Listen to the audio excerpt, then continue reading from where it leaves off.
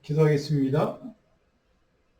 조신 하나님, 지난 3일 동안 우리의 삶의 자리에서 하나님의 은혜의 손길과 도우심의 그 은혜 때문에 하나님 3일 동안 아버지 하나님 또 잘 세상의 삶을 감당할 수 있도록 도와주신 그 하나님의 은혜를 감사하고, 하나님 주님이 주신 그 말씀을 통해 새로운 능력과 힘을 얻는, 또 새로운 소망을 얻는 복된 시간 되도록 이 3일 밤 이 말씀 공부를 축복해 주옵소서. 이사야의 말씀을 계속 공부하고 있습니다. 선지자를 통해 주시는 이 시대에 우리에게 꼭 필요한 하나님의 꿈과 하나님의 비전이 우리를 통해 이루어질 수 있도록 우리가 말씀을 통해 깨닫게 하시고 분별하게 하시고, 또 이 시대가 어떤 시대인지 정확하게 영적으로 통찰하며 하나님 분별해낼 수 있는 영적인 눈을 뜨게 하여 주옵소서. 하나님 말씀을 통해 허락하시는 하나님의 꿈과 비전과 소원을 이루어드리기에 부족함이 없는 하나님의 신실한 믿음의 백성들 될 수 있도록 우리 모든 성도들을 축복해 주옵소서. 오늘 또 말씀하신 하나님의 그 은혜를 간절히 삼아옵고 예수 그리스도 이름으로 기도합나이다. 아멘.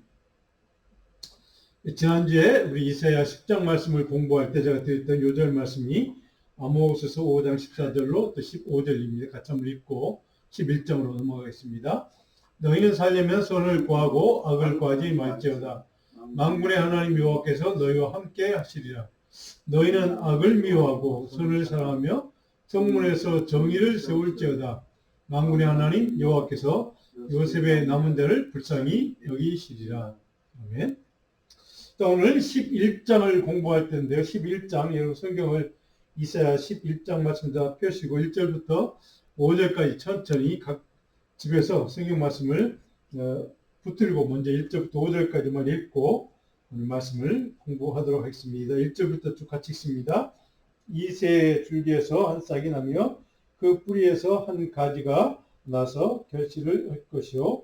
그의 위에 여호와 영 곧 지혜와 총명의 영이요 모략과 재능의 영이요 지식과 여호와를 경하는 영이 강림하시리니 그가 여호와를 경외함으로 즐거움을 삼을 것이며 그의 눈에 보이는 대로 심판하지 아니하며 그의 귀에 들리는 대로 판단하지 아니하며 공의로 가난한 자를 심판하며 정직으로 세상의 겸손한 자를 판단할 것이며 그의 입의 막대기로 세상을 치며 그의 입술의 기운으로 악인을 죽일 것이며 공의로 그의 허리띠와 삼며 성실로 그의 몸에 띠를 삼으리라. 아멘. 우리가 지난주 10장 말씀에 이어서 오늘 11장 말씀에도 보면 여러분들이 좀 중요한 단어들이 등장합니다. 뭐 공의라는 단어가 있죠. 오늘 몇 가지 새로운 단어가 등장하는데, 오시는 메시아의 성품, 메시아가 이런 원칙, 원리를 가지고 이 땅에 오시는 메시아가 너를 다스릴 것이다 라고 하는 메시아의 통치 원리, 이런 것들을 쭉 말씀을 해주고 있습니다.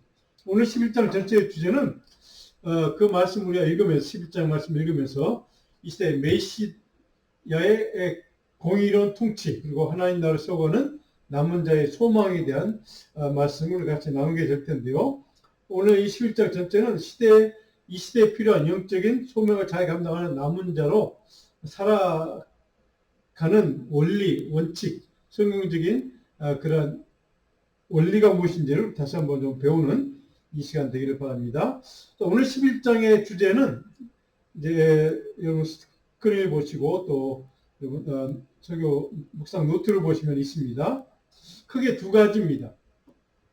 첫째는 메시아의 도래, 메시아가 이 땅에 오실 것이라는 것이죠. 그리고 그가 오셔서 이 땅을 통치하실 것이다. 메시아의 도래와 통치.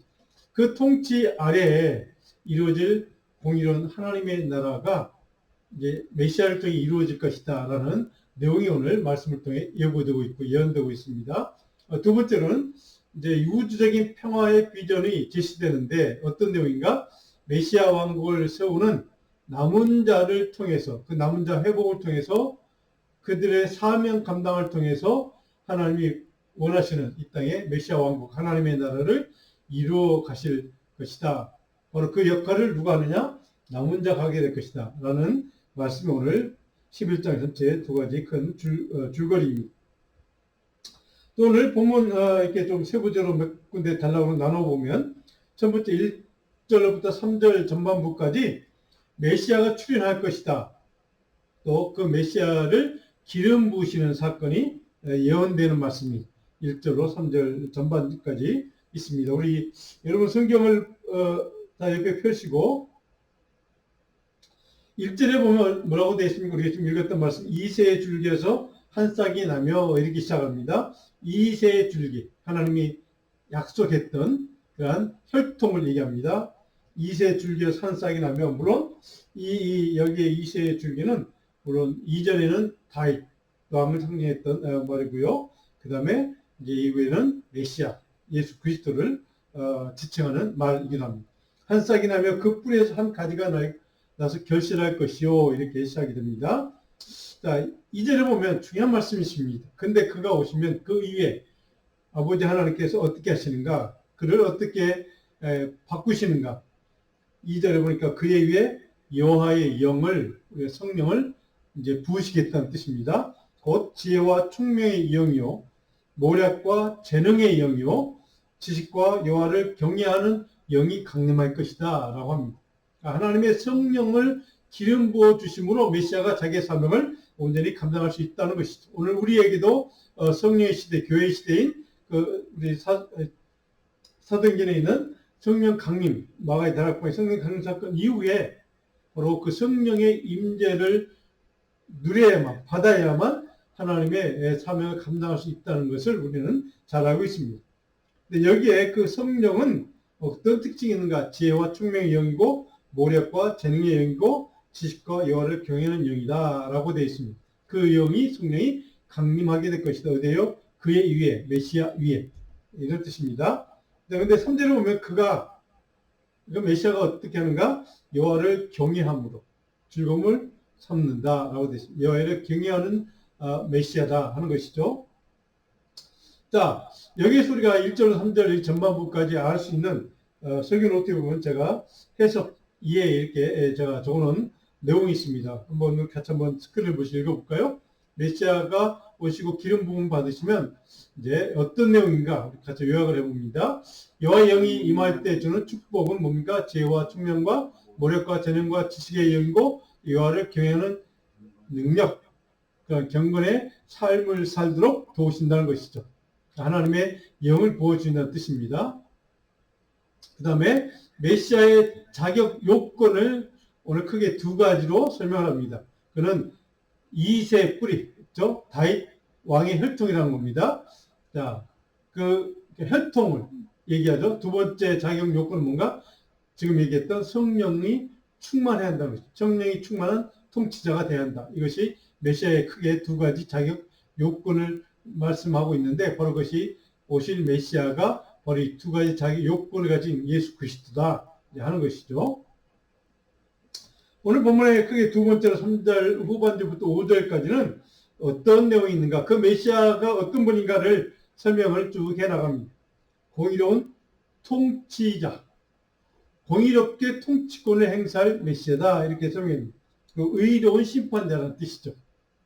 자, 3절에 보면 그의 후반절입니다. 그의 눈에 보이는 대로 심판하지 않고 그는 그의 귀에 들리는 대로 판단하지 않는다. 그러니까 눈에 보이거나 귀에 들리는 대로 외적인 기준으로 판단하지 않는 분이 메시아다, 오실 메시아다, 이런 얘기입니다.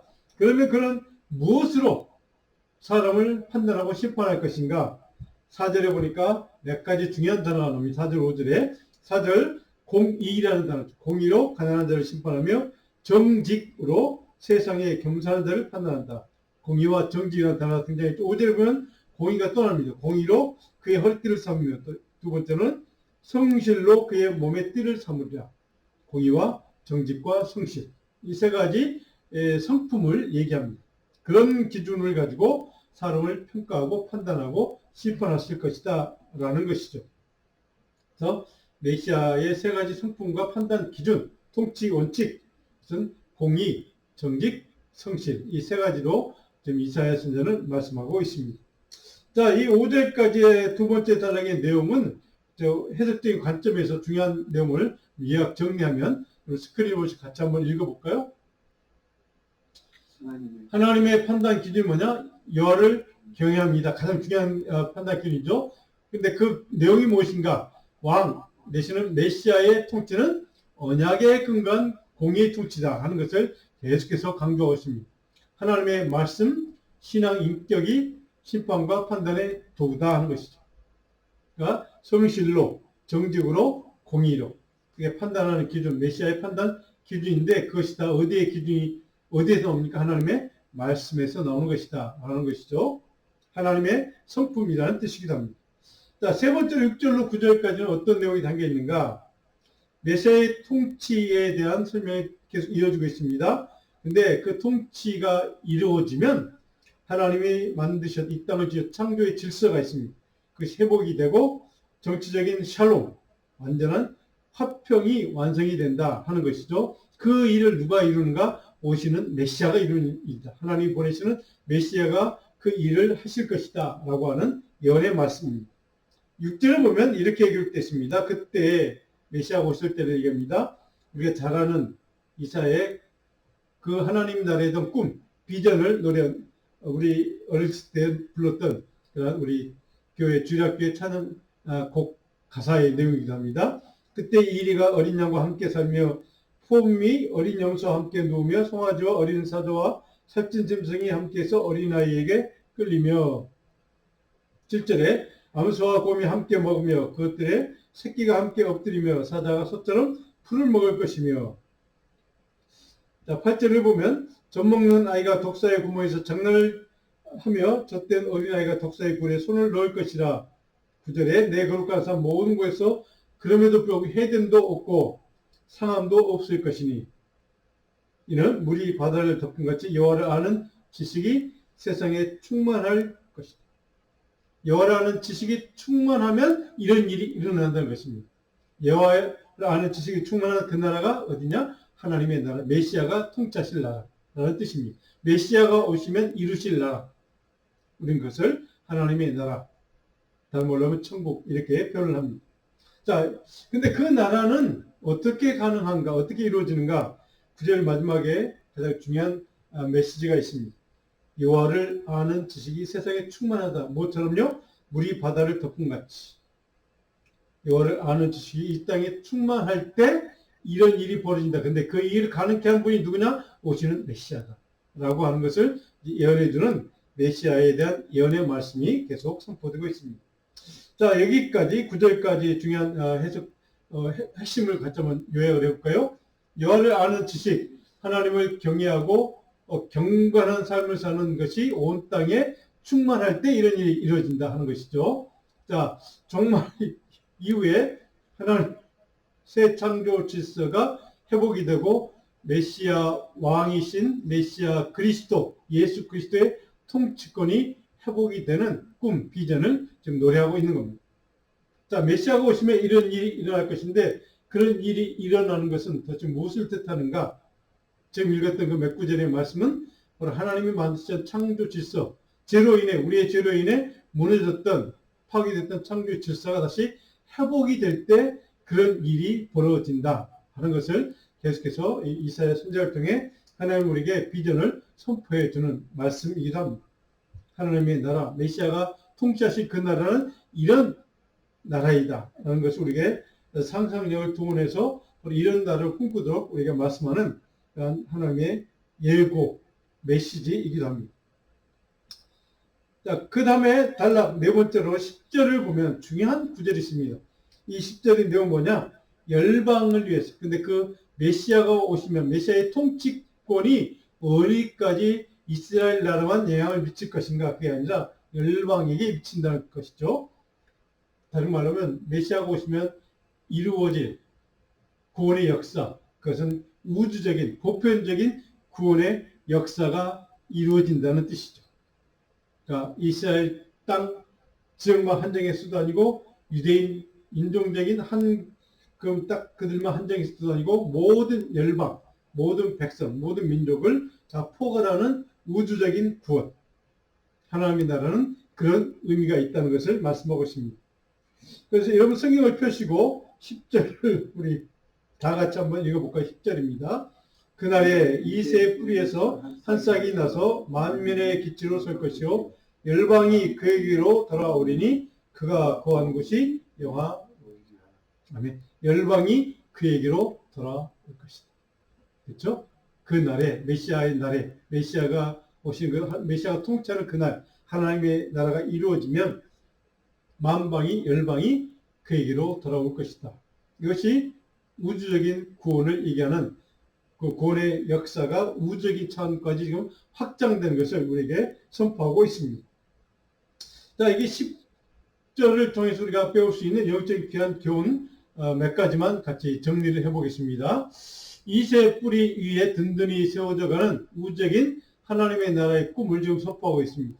그 다음으로 이스라엘 중심으로 열방을 포괄하는 우주적인 차원의 하나님 나라의 비전을 지금 노래하고 있습니다. 그 다음에 메시아 왕국의 그 범위가 이스라엘에서 전 세계로 좀 확장되는 것을 그런 비전과 꿈을 하나님 나라의 확장을 우리 그래서 땅끝까지 이르러 복음을 전하라고 명하신 예수님의 말씀이 바로 여기에 맞닿아 있는 겁니다.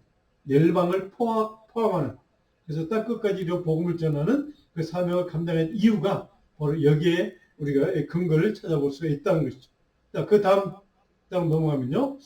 자, 메시아의 임재 지경, 메시아가 임하는 지경이 곧 하나님의 영광이 충만한 그러한 은혜의 지경이 된다는 것이죠. 그러니까 메시아가 땅에 오시는 것 자체가 하나님의 영광의 임재의 지경이 된다라는 것을 우리는 배우게 됩니다. 그 다음으로 여호와를 아는 지식이 충만한 믿음과 말씀과 성령 충만의 복된 지경이 메시아가 오시는 그 땅이라는 것이죠. 그 다음에 복음으로 통일되는 하나님의 나라의 꿈, 소망, 기대, 영광이 충만한 하나님의 은혜의 지경.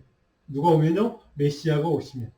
근데 이것이 메시아가 이 땅에 오시는 이유가 바로 이 땅을 하나님의 나라로 또 하나님의 은혜가 충만하게 하나님의 영으로 충만한 그래서 하나님을 아는 지식으로 충만한 그러한 세상으로 바꾸기 위한 하나님의 구원의 은혜의 시작이다 하는 것을 우리는 여기서 깨닫게 됩니다. 구원의 구속사적인 역사가 시작이 되고 그 역사는 우주 전체를 포함하는 그런 구속사의 완성이라는 뜻을 우리 10절을 통해 깨닫게 됩니다. 자, 11절부터 16절 그 다음 단락은 바로 그것을 확장시킵니다. 우주적인 구원의 역사가 이제 어떻게 이루어지는가를 그 꿈을 비전을 우리에게 선포해주는 말씀이 선포되고 있습니다. 그래서 크게 5번째 제목을 제가 아직 좀 길게 달았는데요. 남은 자의 회복. 자, 그 꿈을 이루기 위해서 누가 필요한가? 바로 그것을 우리가 계속해서 반복되고 있는 남은 자라는 단어 여러분 기억해 주시면 좋겠고요. 남은 자를 회복시키는 그래서 새 출애굽을 완성하고 그 새 출애굽을 통로로 해서 세계사적인 구원의 역사를 구속사를 완성해가는 꿈. 그것이 하나님의 비전, 메시아를 이 땅에 보내심으로 하나님 이루고자 했던 하나님의 구원의 역사의 완성이라는 뜻입니다.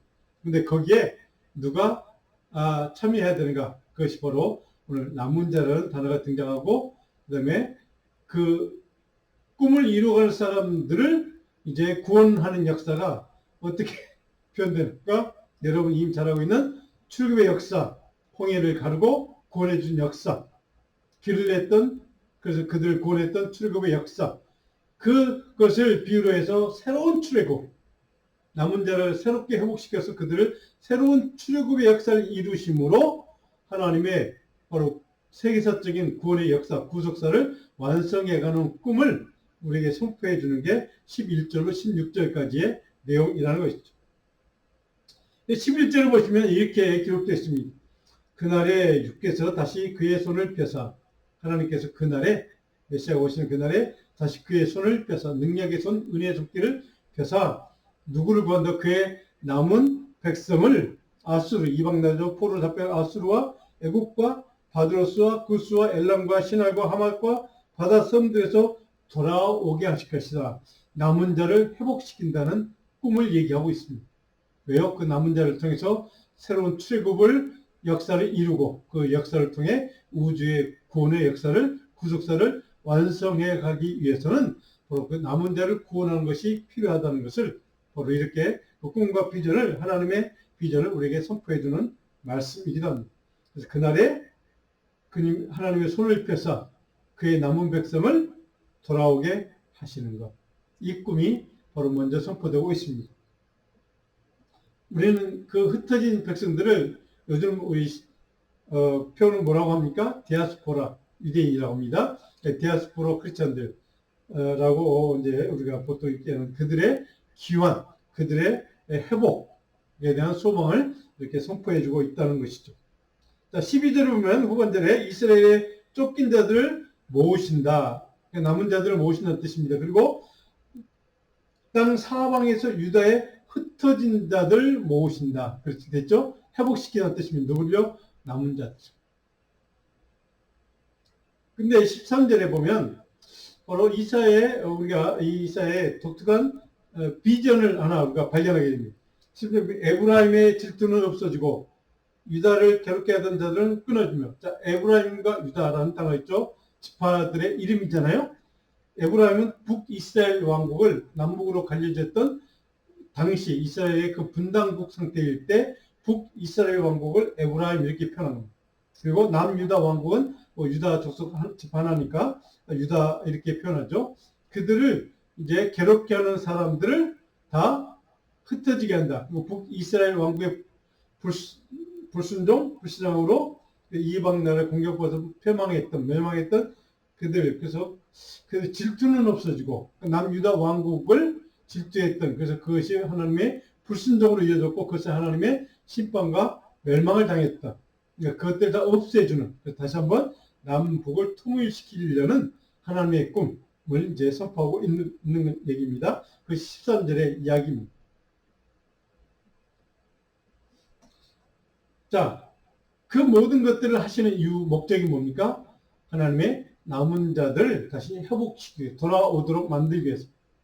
바로 그 꿈과 목적을 위해서 그렇게 하나님이 하시겠다는 뜻이, 열방을 굴복시키고 그리고 남과 북 이스라엘 나라의 갈라진 나라를 하나로 통합하는 이유는 바로 그 목적은 남은 자들을 회복시킴으로 하나님의 세계사적인 구원의 역사, 꿈을 이루어가기 위해서 그렇다는 것이죠.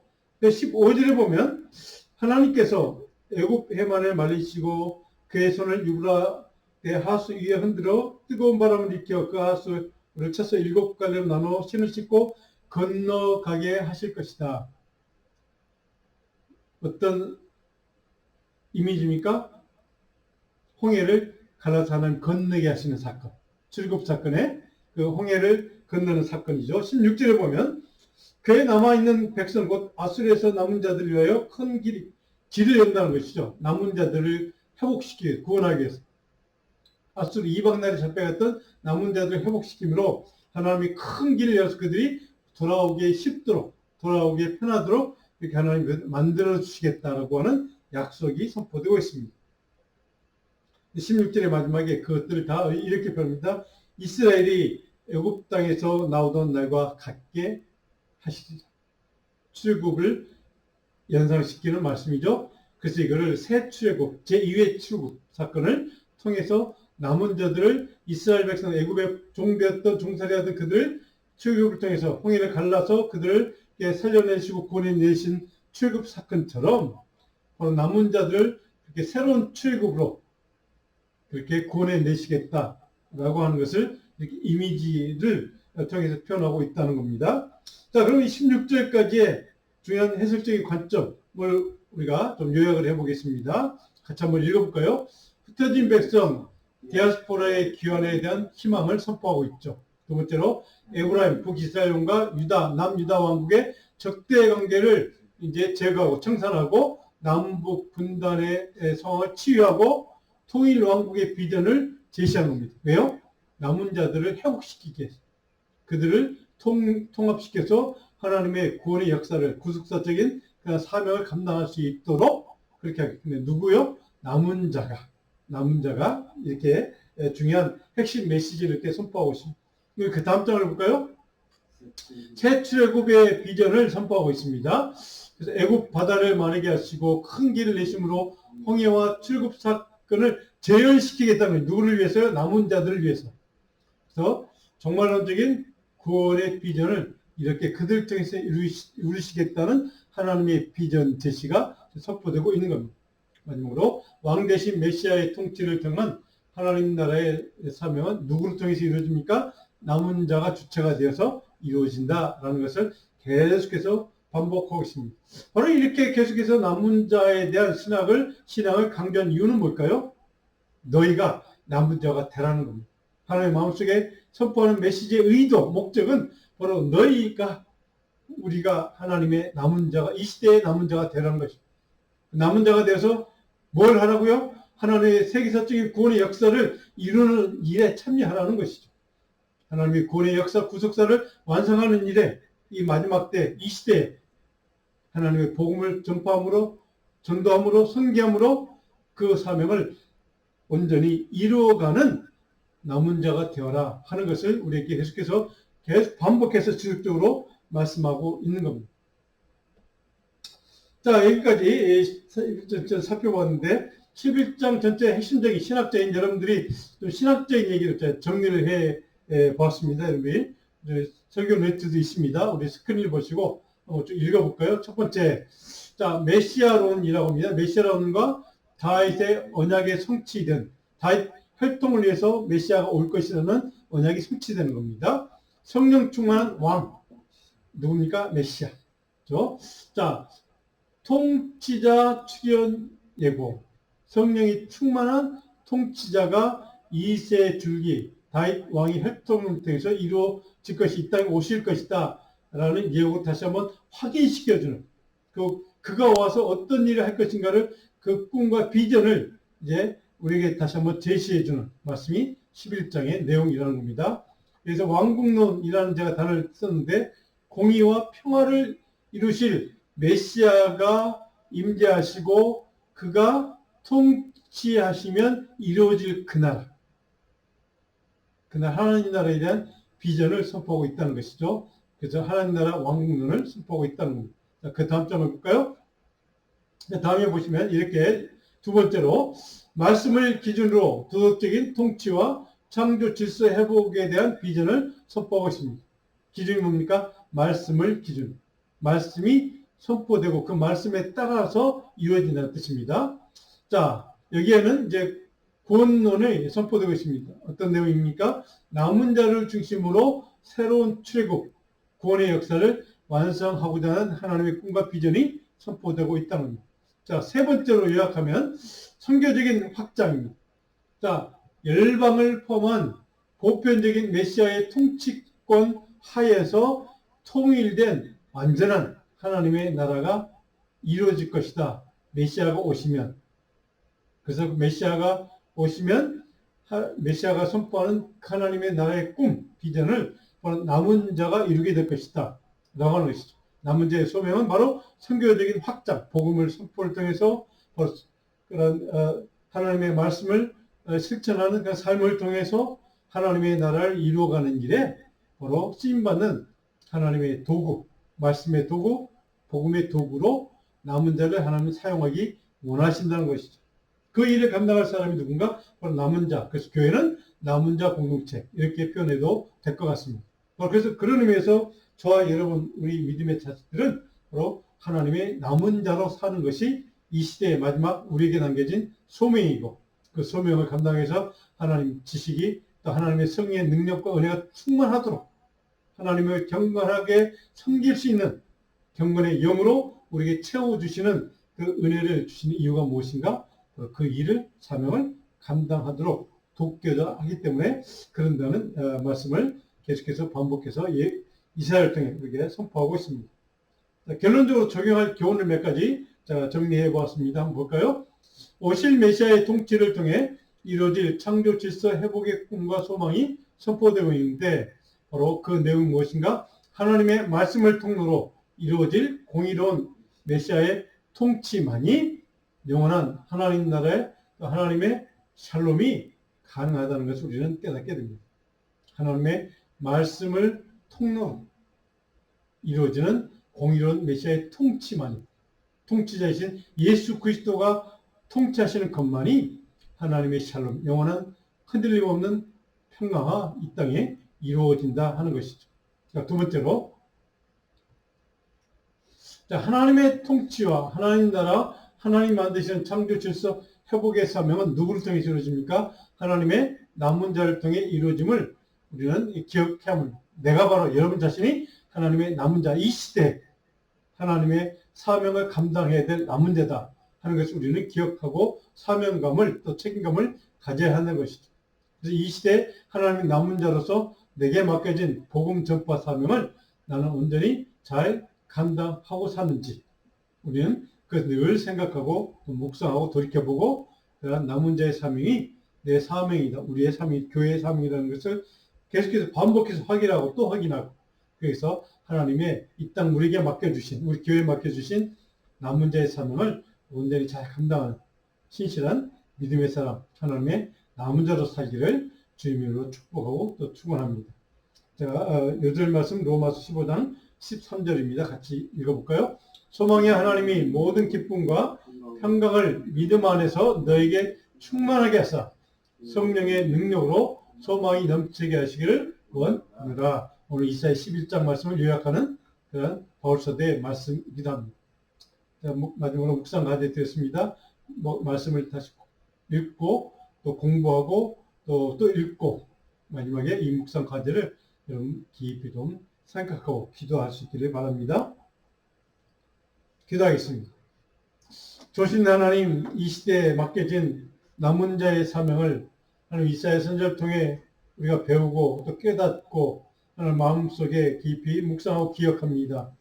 하나님 이 시대에 꼭 필요한 이 시대에 하나님의 나라를 확장을 위해서 주님이 꿈꾸시는 그 하나님의 나라 메시아가 다스리는 그 나라를 이루는 일에 우리가 귀하게 또 복되게 쓰임받을 수 있는 참된 신실한 이 시대에 남은 자로 살 수 있도록 우리 모든 성도들을 우리 자녀들을 축복해 주시옵소서. 우리 이스라엘 통해 약속하신 것처럼 성령이 충만한 하나님의 영으로 충만한 하나님을 경외하는 경건의 믿음으로 충만한 신실한 하나님의 백성 남은 자로 살기에 부족함 없는 큰 은혜와 능력과 지혜와 지식으로 날마다 우리에게 풍성하게 채워주시기를 간절히 소원하고 우리 주님 예수 그리스도 이름으로 기도합니다. 아멘.